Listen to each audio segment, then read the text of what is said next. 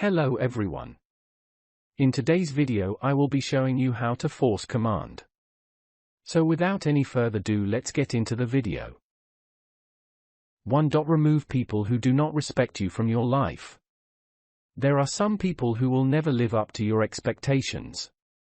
They either lack the ability, don't want to, or make the decision not to.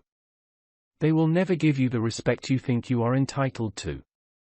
There are some people, employees, friends, co-workers, colleagues, and even bosses, who refuse, for whatever reason, to treat you with the respect you deserve, despite the fact that you could do everything else. Treat yourself with respect, be worthy of respect, communicate expectations, and uphold expectations.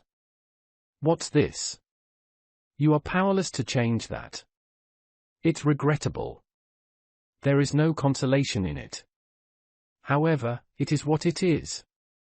Eliminate the folks who won't treat you with respect. It gets difficult. People say, "It's my wife," or "It's my boss." See, I understand. I didn't say that it would be simple. You get to decide how long you're going to let yourself be mistreated. You are allowing yourself to become the victim at a certain point when it turns into abuse. It's your fault if you continue to allow people to treat you disrespectfully, even knowing that some of them will never treat you with the dignity you deserve. 2. The power pause. Pause with power. People often fail to recognize or fully appreciate the impact of pauses. All you need to do is refrain from speaking during a conversation rather than using filler words like or This small alteration has the power to completely alter the audience's perception of you as a leader.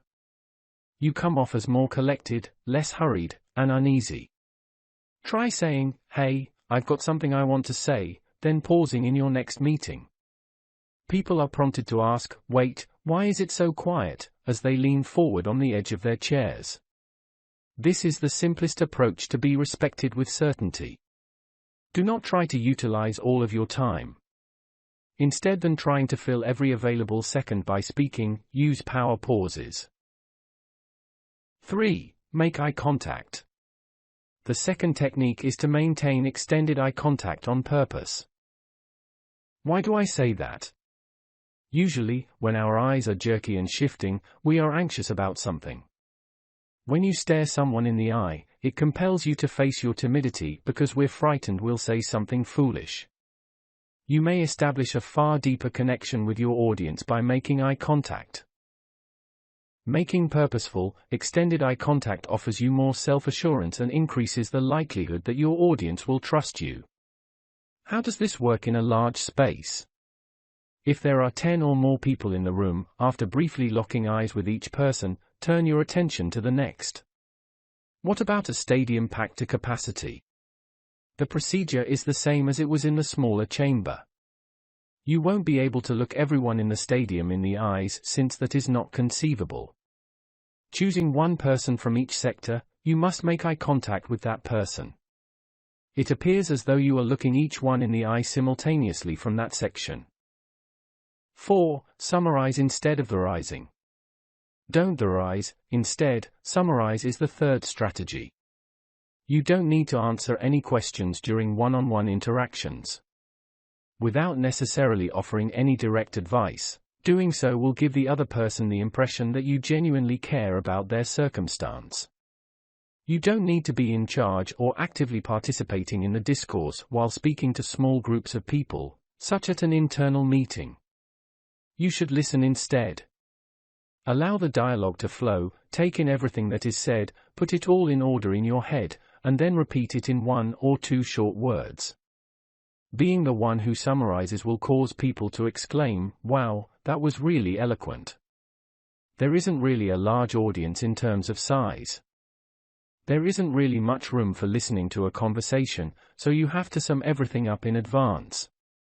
That means you should gather all the knowledge you have about the subject at hand, distill it, and then make it available to your audience for consumption.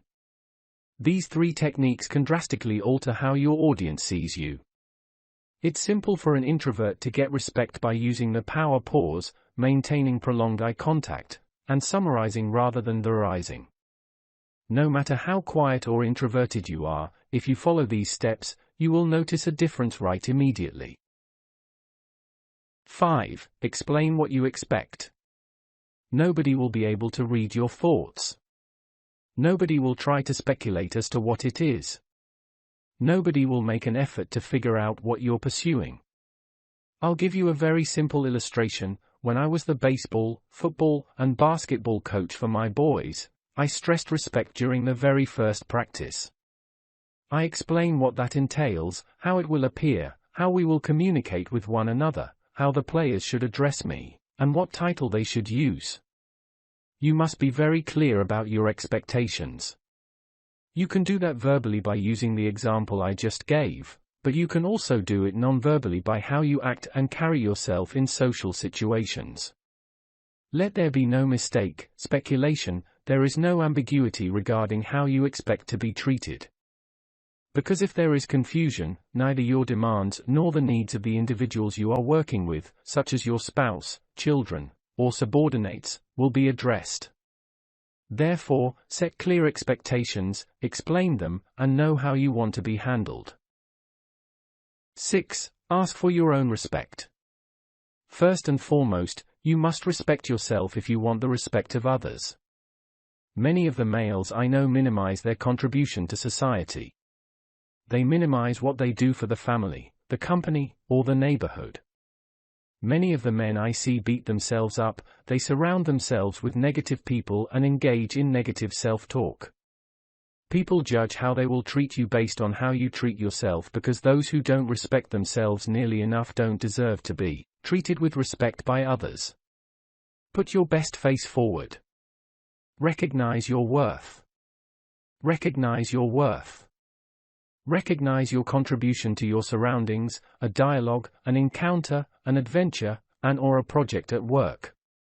You are worthwhile. You need to let others know and have faith in yourself that way. View your own life, please. What actions did you take in the past to support your claim that you can contribute? I can assure you that we all have something. Yet so many guys choose to dwell on their failures, defeats, and how awful they are, or how weak and depressed they are, instead. These and worse things are what they tell themselves. As a result of your actions, other people will treat you in the same manner that you treat yourself. 7. Be deserving of respect. Respect must be gained. Many males will read this and believe that I'm demanding respect because of what I'm saying now. No, it commands respect instead of requesting it. The distinction is that, if you demand respect, people will give it to you. You are using your position at work, in your environment, or at your employment to coerce people into respecting you if you demand it, force it, manipulate it, or coerce it. That hardly embodies respect. Having enough self-assurance and exerting yourself in a way that others want to follow you, on the other hand, is what it means to command respect.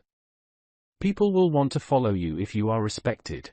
You may be wondering, how? So, try to be as logical as you can. Try to be rational, even though it's not always the best course of action when emotions are involved.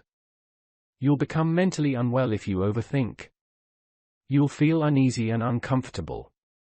Instead, speak up when you have something to say. Simply take a deep breath and be yourself.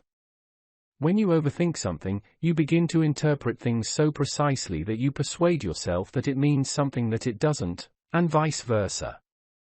Instead of letting your anxiousness lead you,